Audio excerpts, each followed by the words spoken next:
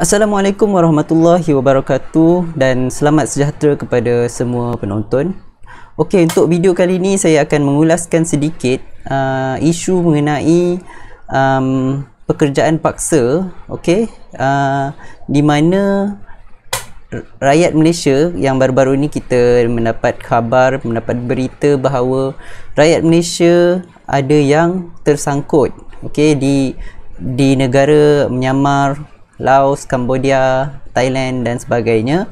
Okey, mereka dipaksa untuk bekerja scam. Okey, bekerja untuk scam orang. Okey, sebelum ni saya ada buat video, YouTube video lah. Saya buat video mengenai crypto scam. Okey, ada 2 video dekat channel saya ni. Saya ada buat, tapi saya cakap dalam bahasa English lah sebab saya nak bagi benda ni nampak general. Okay, so saya hampir terkena scam dengan crypto scam ni lah. Okay, basically nanti kalau korang nak tahu macam mana scam ni berjalan, macam mana diorang melaksanakan scam ni, bolehlah tengok 2 video ni. Okay, nanti kat situ boleh nampak lah macam mana scam tu berjalan. Okay, tapi sekarang saya tak nak cerita pasal macam mana scam tu beroperasi, tapi saya nak cerita mengenai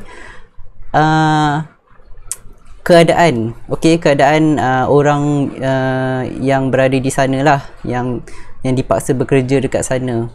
Okey, sewaktu saya buat video ni, 2 video ni, saya ada buat reference lah sikit mengenai maklumat berkaitan scam ni di website globalantiscam.org. Okey, saya buat rujukan dekat sini untuk membahaskan sedikit isu scam ni lah dekat video saya yang dekat YouTube sebelum ni. Okey, tapi di dalam website ni, okey, dia sebenarnya ada explain tau mengenai ni pekerjaan modern slavery job scam. Okey, dia ada explain sebelum ni, tapi benda ni dah lama saya perasan, cuma saya tak expect orang kita ada dekat sana. Saya expect benda ni berlaku dekat orang negara lain lah kan. Tapi saya ada baca mengenai isu ni, cuma time tu saya tak dapat expect yang ada Malaysia sebenarnya yang tersangkut dekat sana. So bila isu ni muncul, okey, muncul dekat media mengenai ada rakyat Malaysia kita yang dipaksa bekerja dekat sana. Okey, saya terpanggil lah untuk tunjuk kat korang bahawa apa yang maklumat yang korang boleh dapat lah mengenai strategi bagaimana mereka menjalankan scam ni.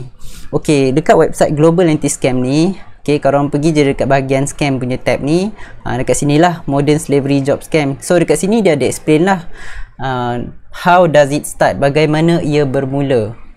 Okay, so dekat sini dia ada tulis lah yang pertama melalui online job ads.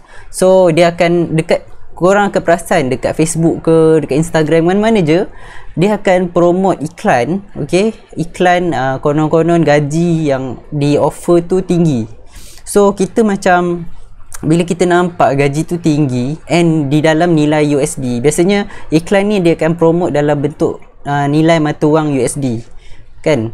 Okay, so dia offer gaji yang kita tengok lumayan lah. So kalau kita tengok tu, kita rasa macam, wish, baik aku pergi kerja kat sana kan. Okay, so bila korang apply je kerja tu, korang kena pergi sana lah, pergi sana, and then bila dah pergi sana je, lepas tu mulalah korang punya, korang boleh tengok kat bahagian nombor 2 ni. Okay, what exactly went down? So korang nampak sini, passport and personal phones confiscated upon arrival. So maksudnya korang punya passport, IC, smartphone, apa-apa barang personal korang, okay, akan dirampas. So bila dirampas tu, korang dah tak boleh buat apa. Korang nak lari macam mana sekalipun susah. Sebab apa? Korang tak ada legal documents tu. Korang tak ada IC, korang dah tak ada passport.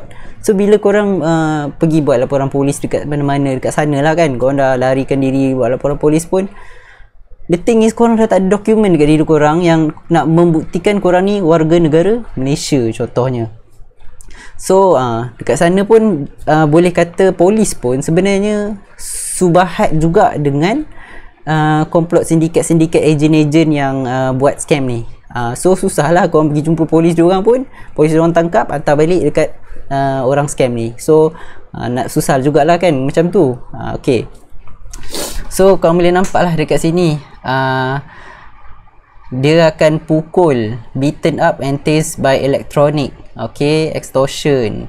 Lepas tu apa lagi, dipaksa untuk menanggalkan pakaian, lepas tu diberi dadah, dirogol, dibunuh. So benda-benda ni apa yang akan berlaku jika mangsa tersebut berada dalam keadaan dekat sana. Okay, so dekat sinilah yang ketiga ni dia tulis masalah yang dihadapi. Okay, masalah yang dihadapi ni boleh nampak lah, constant supervision, akan dipantau setiap masa. Okay, lepas tu mereka akan rasa takut lah. Bila korang kena pantau, korang akan rasa takut sebab apa? Korang akan dipaksa untuk buat sales dalam bentuk scam lah. Okay, macam kita kerja bank, kita ada target. Okay, kita mesti dalam 1 bulan atau 1 minggu kita mesti capai contoh 10,000 USD contoh. So diorang pun ada juga target. Kalau tak capai target, nanti korang kenalah tak diberi makan ke, korang kena pukul ke, korang kena kurung ke. Benda tu yang boleh berlaku. Okay, boleh nampak kat sini dia tulis corruption from the local government and police. So maksudnya dalam kes ni, negara macam Myanmar, Cambodia, Laos, Vietnam, Thailand ni, diorang corrupt. Diorang dah bersekongkol dengan ejen-ejen ni, sindiket-sindiket yang buat scam ni, diorang dah bersekongkol sama-sama. So buatlah report polis dekat negara diorang sendiri pun susah. Sebab apa? Sebab diorang dah dipegang, polis ke government ke dah dipegang. Yang jaga base scam tu pun tentera. So nak buat macam mana kan? Okay, so kat sinilah nombor 4 ni dia kata siapa yang dibawa masuk dekat sana nanti akan ditahan dekat immigration untuk berbulan-bulan lah. Barangan mereka juga mungkin boleh dicuri. Lepas tu ni lah dia kata space untuk kita tidur pun kadang-kadang tak ada tilam, tak ada katil. Lepas tu kalau nak balik boleh tapi kena rasuah.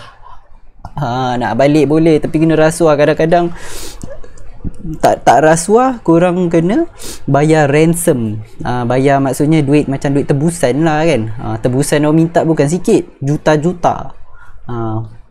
So inilah yang apa orang kata berlaku. So korang boleh tengok dekat website Global Anti-Scam ni. Okay, website ni dah lama tapi itulah bila saya baca-baca semua saya tak tahu lagi yang Malaysia ada berlaku macam ni. So jadi saya nak pointkan balik lah apa-apa berkaitan info yang korang nak tahu pasal operasi dia macam mana, apakah pekerjaan scam yang dilakukan oleh orang yang dipaksa bekerja scam ni, apa yang dia buat.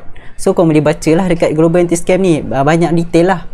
Okay, so berdasarkan video yang saya pernah post ni, okay, diorang pun ada juga publish dekat post diorang, okay, dekat post diorang ni, dekat artikel diorang ada juga publish saya punya video dalam ni.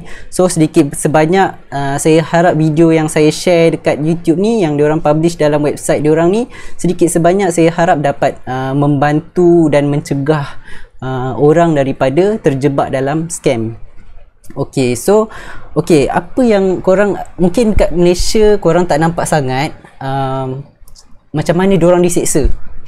Okay, yang rakyat Malaysia ni korang mungkin tak nampak sangat macam mana diorang diseksa. Mungkin yang kita dengar daripada mangsa yang survive, mangsa yang terselamat, okay, dapat balik Malaysia ni, mangsa yang bercerita tu dia cakap dia kena taser, dia kena pukul. Kita tak dapat gambaran macam mana sebab walaupun dia bercerita tapi kita nak nampakkan gambaran tu macam mana benda tu berlaku and betapa kejamnya diorang ni.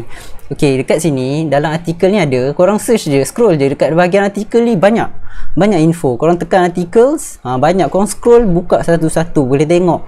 Okay, ni artikel salah satu yang saya klik lah. Okay, nampak dekat sini, Chinese citizens, okay, lured by high paying jobs end up in telecom fraud and prostitution in Myanmar. So diorang ni ditipu lah. Macam saya kata tadi, dia offer gaji yang tinggi, kita pun macam kelabu mata kan nak ambil pekerjaan tu. So kita apply, Bila apply, biasanya kalau perempuan lah kan, perempuan kalau apply standard macam tu lah. Kalau dia ni ada spek dia yang cantik, dia jadilah, dia akan dibuat jadi pelacur lah. Okay, so kat sini ada video tau. Video ni scary jugalah, walaupun 11 saat. Okay, 11 saat. Kesian dia kena ikat dekat kerusi, and then dia kena sepak tau.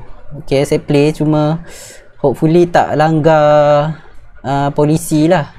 Okay, korang boleh nampak tu, nampak dia sepak tu. Okay, saya tak nak tunjuk detail, korang boleh tengok sendirilah nanti.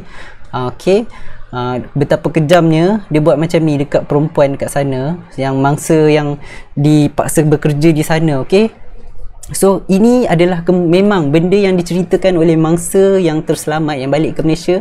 Beginilah situasi yang mereka alami, mereka dipukul macam tu. Okay, lebam-lebam tu memang kesian, memang diorang ni kejam gila. Okay, so ni lagi lah, ni memang scary gila. Gambar ni pun takut nak tekan. Ni apa ni? Women were not spared from beating. Nampak dia pukul perempuan tu. Serius, kejam gila. Okay, ni yang laki kot. Ni laki, dia pukul pakai baton. Korang nampak tu? So serius, ini adalah benda yang apa yang diceritakan oleh mangsa yang terselamat. Beginilah apa yang mereka lalui. Okay, ada banyak lah bukti dekat sini. Korang boleh baca, tengok situasi diorang, bacalah, korang boleh nampak bagaimana apa yang diceritakan itu. Beginilah apa yang mereka lalui. Okay, so kita, daripada informasi yang saya kongsi ni, saya harap okay, pihak berkuasa yang sepatutnya mengambil tindakan. Okay, tak kisah, buatlah apa cara sekalipun untuk selamatkan rakyat Malaysia kita yang tersangkut dekat sana. Sebab kita tahu setengah keluarga yang kehilangan anak mereka dekat sana, mereka mesti nak anak dia balik, confirm. Mereka sanggup buat apa saja, duit ke apa, tapi at the same time kita minta lah, hopefully kerajaan membantu. Tak kisah buat operasi ke apa ke, yang penting selamatkan orang Malaysia kita dulu. Sebab kesian dekat rakyat kita sendiri. Kita kena ambil berat pasal rakyat kita. Okay, the thing is, kita mesti sama-sama dalam menjalankan operasi ni lah.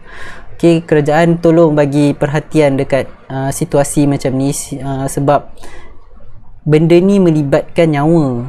Okay, kalau ramai, okay, benda ni dah viral mengenai isu ni, yang ada beramai Malaysia yang ada dekat sana. So bila dah viral, rakyat sindiket ejen-ejen dekat sana ni lagilah, kita tak tahu dia boleh buat apa lagi. Contoh, dah viral kan, lepas tu diorang pun dengar berita yang Malaysia nak buat operasi tu ini. Bila diorang dengar je tu, confirm rakyat Malaysia yang dipaksa kerja kat sana, confirm tak ada kompromi, mesti kena belasah teruk-teruk lagi teruk daripada sebelumnya. So harap-harapnya pihak berkuasa melakukan sesuatu untuk menyelesaikan isu ni. Okay, so ni lah saya nak kongsi sedikit sebanyak apa yang saya tahu. Korang bolehlah rujuk dekat website Global Anti-Scam ni, dia ada macam-macam. Ni ada pig butchering scam, ni bagaimana operasi scam dia yang dilakukan lah.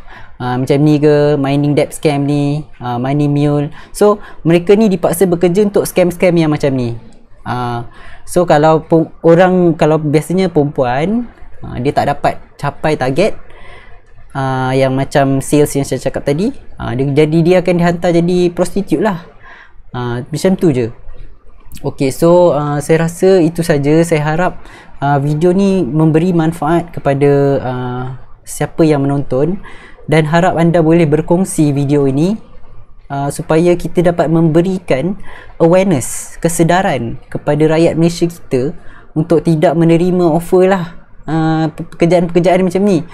Dan kalau korang dengar offer kerja yang lumayan and dekat negara yang tak membangun, lagi-lagi yang Laos, Cambodia, Thailand, apa lagi, Macau ke, Vietnam, negara-negara yang korang dengar tak membangun, tiba-tiba offer gaji tinggi, korang janganlah ambil. Memang nanti sangkut, susah nanti. Okey, so itu saja untuk video saya kali ini. Saya harap video ini berguna dan jangan lupa tekan butang subscribe, tekan butang like dan jangan lupa komen jika ada pertanyaan lah. Okey, so itu saja daripada saya. Terima kasih dan selamat maju jaya.